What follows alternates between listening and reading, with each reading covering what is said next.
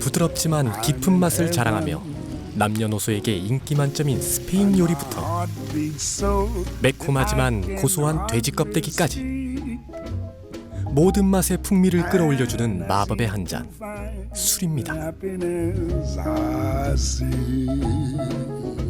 사연도 다르고 맛도 다른 술. 어떤 술 좋아하시나요? 여러분은 힘들고 지칠 때 혹은 기쁘거나 슬플 때 가장 먼저 뭐가 떠오르시나요? 이렇게 비까지라도 내리는 날에는 저는 역시 이 술 한 잔 아닐까요? 늘 같은 자리에서 우리의 허기를 달래주고 때로는 우리의 마음을 달래주는 이 술 한 잔. 오늘은 우리를 위로해주는 고향의 술, 대구의 진한 술을 찾아가 보려 합니다.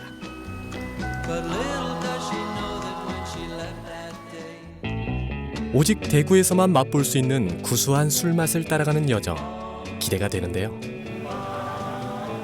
입구에서부터 세월의 흔적이 듬뿍 담긴 이곳. 동네 주민들의 사랑방 역할을 톡톡히 하며 30년이 넘게 늘 그 자리를 지키고 있는 작은 술집입니다. 이곳에서 지친 하루의 다사다난했던 사연을 술 한 잔으로 털어버리는 거죠. 기쁠 때나 슬플 때나 먹는 게 맞죠? 특히 비 올 때 그 삶을 지탱해주는 게 술.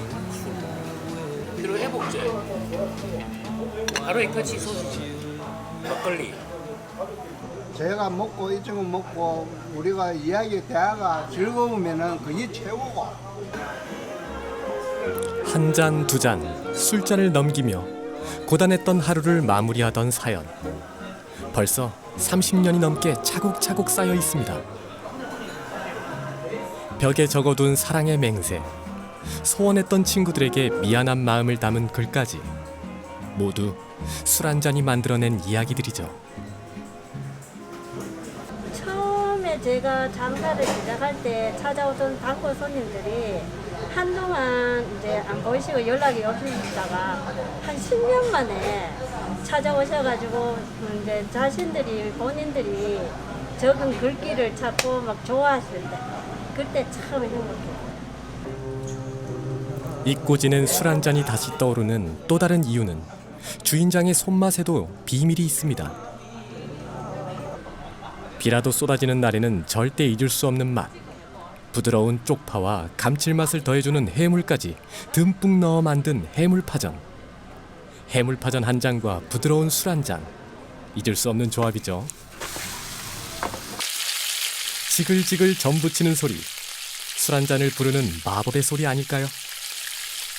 이것 또한 별미입니다. 칼칼한 양념에 쫀득한 돼지 껍데기를 졸여낸 주인장의 특제 요리. 조리법이 가장 중요합니다. 이 껍데기에 국물이 짜작짜작하게 스며들어야 이 껍데기 맛이 우러나거든요. 매콤한 마늘과 칼칼한 고추까지 더해진 돼지 껍데기 볶음. 그야말로 술을 부르는 최고의 안주가 완성됩니다. 이 맛을 잊지 못해 모여든 사람들. 여기에 구수한 막걸리 한 사발이 더해지면서 기분 좋은 하루의 끝을 맞이하는 거. 다들 이 기분 아시죠?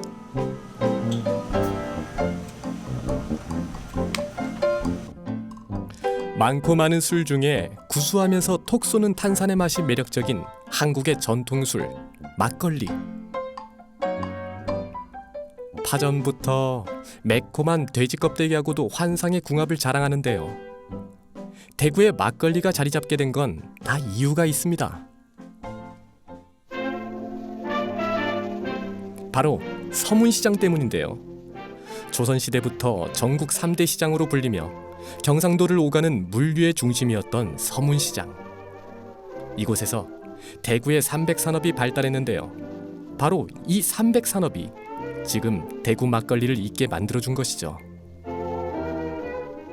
서문시장을 중심으로 해서 대구에는 특히 삼백산업이라고 하는 부분들이 있어서 우리가 알고 있는 설탕, 그 다음에 섬유, 그 그다음에 제일 마지막으로 밀가루가 아무래도 거기에 많이 중심으로 모이다 보니까 아무래도 또 이런 일하는 사람들이 많고요.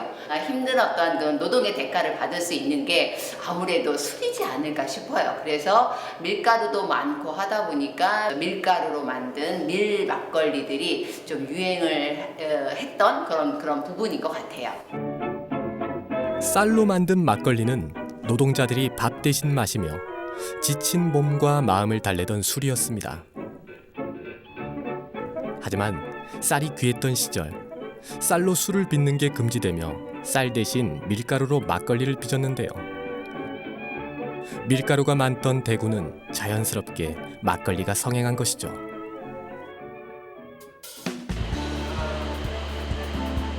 그렇게 이어진 대구 막걸리의 역사는 현재도 이어지고 있습니다. 대구 지역에서만 맛볼 수 있는 막걸리를 만드는 양조장입니다. 이게 바로 막걸리가 잊고 있는 소리인데요. 만드는 방식은 전과 똑같지만 딱 하나 달라진 게 있습니다.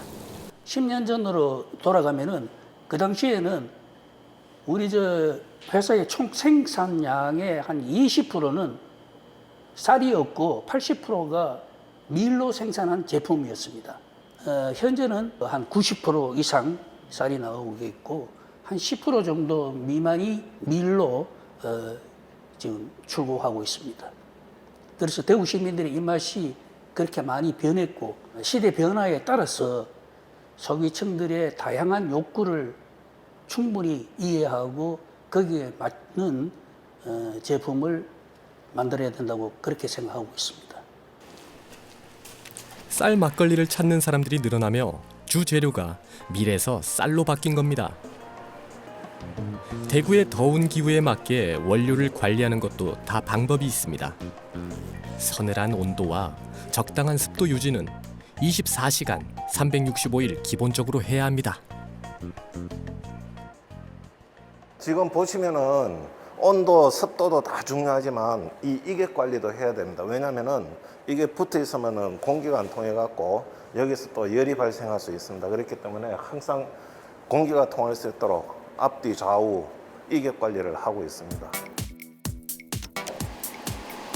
간격에 맞춰 보관된 원료는 잘 배합되어 발효의 과정을 거칩니다. 그 후에 막걸리가 되기 위한 마지막 관문, 재성 공정을 거쳐야 합니다. 이 작업이 제일 중요한 게 뭐냐 하면은 알코올 도수와 당도를 여기서 실험실에서 측정한 후에 이제 거기에 맞춘 급수라고 보시면 되겠습니다. 만드는 과정은 옛날과 다르지 않지만 시대에 따라 재료도 달라지고 사람들의 입맛도 달라지며 막걸리의 맛도 성장하고 있습니다.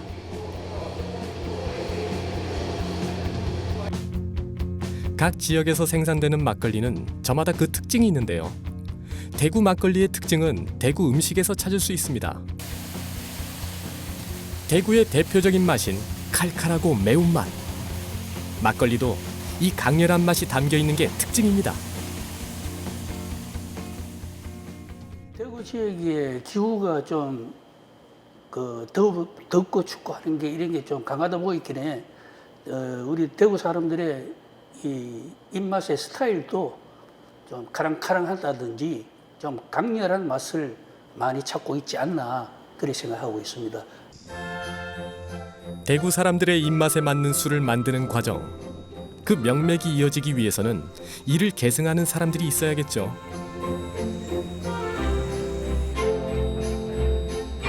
오늘 이곳에서 특별한 수업이 시작되었다고 합니다.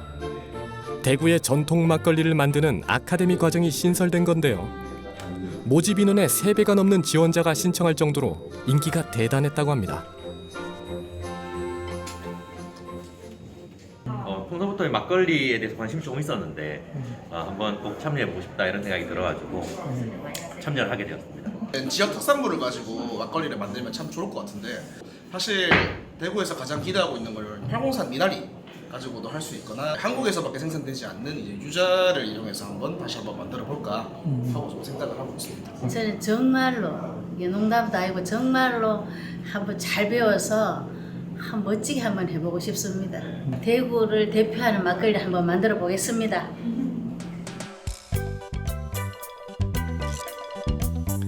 대구의 전통 막걸리로 만들어진 다양한 음식과 진한 막걸리 한 잔. 이 깊은 맛을 전수받으려는 이유는 막걸리를 찾는 사람들이 늘어났기 때문입니다.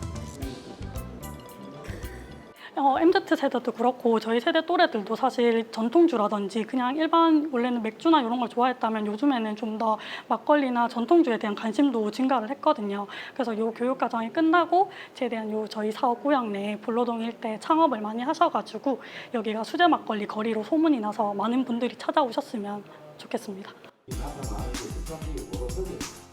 그 옛날 고된 공장 일을 하며 허기를 달래주던 막걸리. 그 깊고 진한 맛이 오래오래 이어지기 위한 노력은 지금도 진행 중입니다.